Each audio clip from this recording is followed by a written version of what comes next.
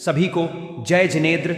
उत्तराध्यायन सूत्र अध्याय 1 गाथा 24 मुसम परिहरे भिक्खु न य ओहारिणीम वै भाषा दोसम परिहरे मायम च वज्जय सय्या।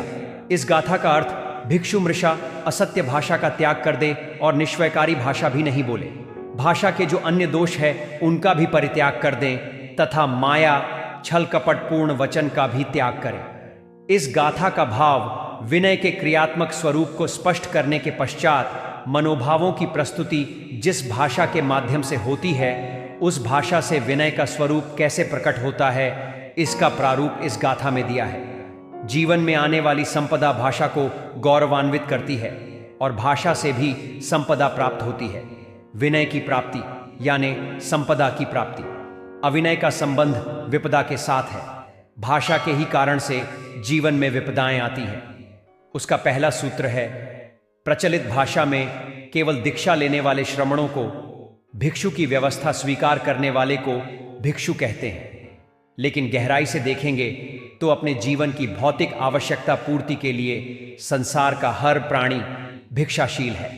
श्वासोच्छ्वास से लेकर हर वस्तु निसर्ग से, किसी व्यक्ति से, व्यवस्था से लेनी होती है। लेने की मर्यादाओं को जो स्वीकार करता है वह साधक है। ऐसे भिक्षु को सत्य स्वीकार करने के बाद सत्य वचन ही बोलना चाहिए। भिक्षु को मृषा असत्य भाषा का त्याग करना चाहिए, झूठ नहीं बोलना चाहिए। भिक्षु को निश्चयात्मक भाषा में नहीं बोलना चाहिए। ऐसा ही करूंगा, ऐसा ही होना चाहिए, यह हुकुमशाही की भाषा है। ऐसी भाषा बंधनात्मक होती है।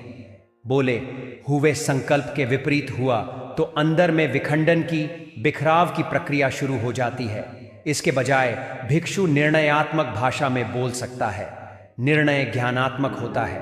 निश्चय भूत, भविष्य या वर्तमान की किसी व्यवस्था या बात को लेकर के प्रतिज्ञाकारी भाषा में होता है। प्रभु का संकेत है निर्णयात्मक बोल सकते हैं, लेकिन निश्चयात्मक भाषा का प्रयोग नहीं करें। अस्पष्ट बोलना, आवेश में आकर बोलना, क्रोध में, अहंकार में, लोभवश बोलना, यह भाषा के दोष हैं, जिससे जीवन में दुष्टता आती है, भाषा दूषित होती है, उसको दोष कहते हैं। ऐसे दोषों का परिहार करना है।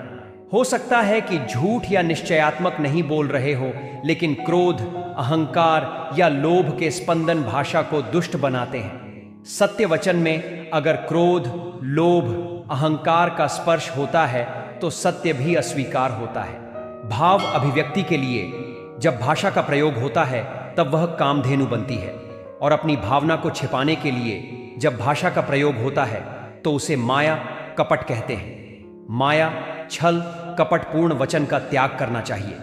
महाबल के भव्य में मल्लीनाथ भगवान अपने सहयात्रियों के साथ दीक्षा लेने के बाद जब साथ में तपस्या करते थे, लेकिन सभी की पारने की तैयारी होने के बाद वे कहते थे कि तपस्या में मेरे आगे बढ़ने के भाव है।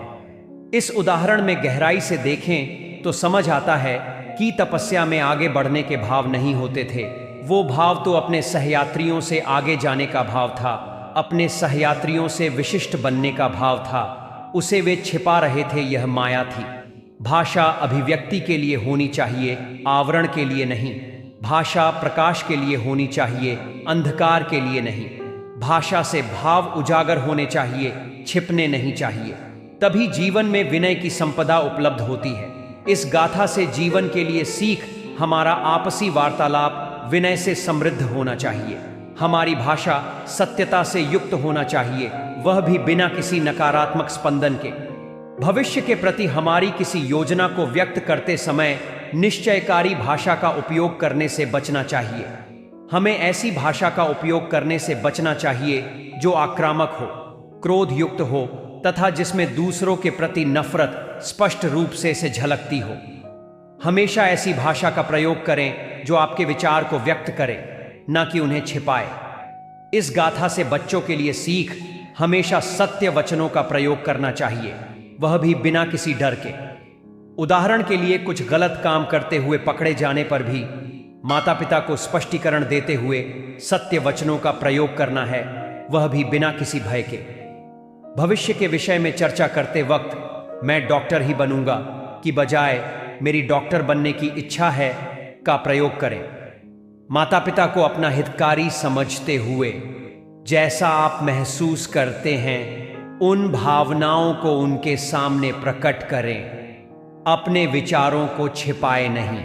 इस गाथा से परिवार को सीख पारिवारिक वार्तालाप के मध्य या अपने परिवार में कोई समस्या आने पर या परिवारजनों के मध्य अपनी कोई इच्छा व्यक्त करते समय भाषा का प्रयोग बिना किसी डर के तथा बिना झिझक के हो।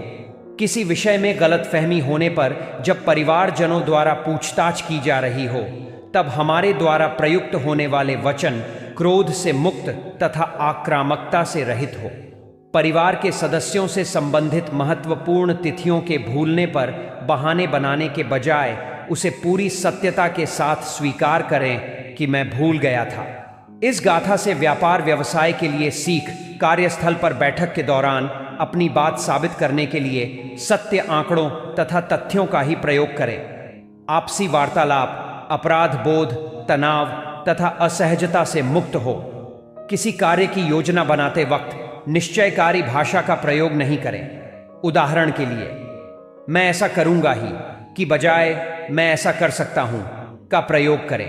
किसी ग्राहक से समझौते के दौरान सीमित अवधि में नुकसान परंतु दीर्घकालिक लाभ नजर आ रहा हो तो उस समय बाजार में यह प्रचारित नहीं करें कि मैं ग्राहक से संबंध के कारण नुकसान उठा रहा हूं। उस समय भी अपनी भावनाओं को सत्यता के साथ स्पष्ट रूप से व्यक्त करें।